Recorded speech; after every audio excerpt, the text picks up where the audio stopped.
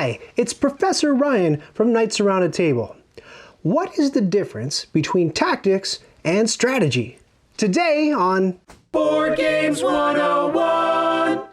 Tactics versus strategy. Simply put, strategy is what you're trying to accomplish in the long run, and tactics are the individual actions and moves that you'll take in order to get there. So you can think strategy is like a long-term thing, tactics are like a short-term thing. Strategy is thinking, while tactics is doing. And these are terms borrowed from the military, and they apply very directly to board games. Because if you think of it as a spectrum, with tactics over here and strategy over here, certain games fall somewhere along the spectrum. Maybe they lean more towards tactics or more towards strategy, but they're usually always going to have a mix of both. In fact, I tried to come up with examples of games that were purely tactical and purely strategic, and I failed. Because if you have a game that's purely tactical, at the very least, you're always going to have as your strategy winning the game, right? That's your long-term thing. As long as the game is more than one round and you're doing things across different rounds, you've always got that as a goal.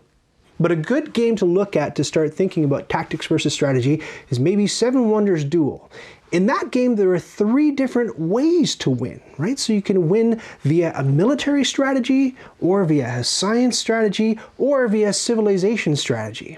Right? So you've got these 3 ways to get to that endpoint, and depending on which one you're targeting, that's going to change your tactics from round to round. And sort of depending on which cards are randomly dealt out to the tableau in the middle of the table, that's going to sort of inform whether you should keep on that science strategy tack that you had your heart set on from the beginning of the game, or whether you maybe should switch because the cards you need to accomplish that goal aren't really coming up for you. Why does this matter to you as a player? Well, if you're brand new to board games, it matters very much because it will help you when you're reading reviews about games, or when people are talking about board games using the language of board games and gaming in general, they'll use those terms strategy and tactics. And if you are able to play games and identify which ones lean more toward the tactical side and which ones lean more toward a heavy strategic side, and sort of keep an eye on what you prefer, that's going to inform your purchase and playing decisions. And hopefully you'll be able to build a collection full of games that you really enjoy playing, rather than saddling yourself with a game that everyone says is excellent, but it's very tactical, and you don't really like tactical games. Or the other side, it's very strategic, and you don't really go for strategic games. So I think it's worth looking at a couple of examples. A few very tactical games that I came up with were Innovation. If you'd like to learn more about that game, I have a how to play video on it. So with Innovation, every single round, the information is changing. The cards in your hands may persist from round to round, but man, the board is very, very volatile. So you don't really know from turn to turn what you're going to do or what you can do. King of Tokyo is another good one. Despite, wanting to win the game, you can kind of win the game in 2 ways. You can knock everybody out, punch out their lights, or you can win with a fame strategy, so to get the most stars on your dial. You still, every single turn, it's brand new. You have to roll these dice, and based on the numbers that come up, you have to sort of pick your tactics during that round. There are also cards that you can buy that power up your monsters, so that informs your strategy a little bit, but it's a pretty tactical game. Now I would say definitely something like Boggle is a very tactical game because you don't know from round to round which letters are going to come up when you shake that little Boggle cube, right? So it's possible that it could be said that games with more random elements in them lend towards being more tactical games than more strategic games. Now, a great example of a very strategic game that popped into my mind was a game called Food Chain Magnate, where you've got a long-term goal to reach at the end, and meanwhile you're just picking up little bottles of soda on the street corner and hiring different people for your food chain empire.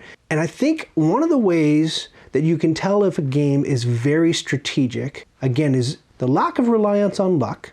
And if you can't really say at the end of a turn or at the end of a round, yes, what I did was completely optimal for what I was given, I made the right choice for this turn. If you can't really clearly say that, it's possible that you're playing a very strategic game, because who knows, maybe there are a billion different variables and inputs and outputs that have to be weighed and measured and balanced and considered, and it won't really shake out until the very end of the game when that sort of, strategic theme or thread has developed. So that's the difference between the two, and if you keep an eye on those 2 terms, then you'll be able to read reviews of board games more intelligently and hopefully decide what you like and what you should fill your collection with and spend your time playing.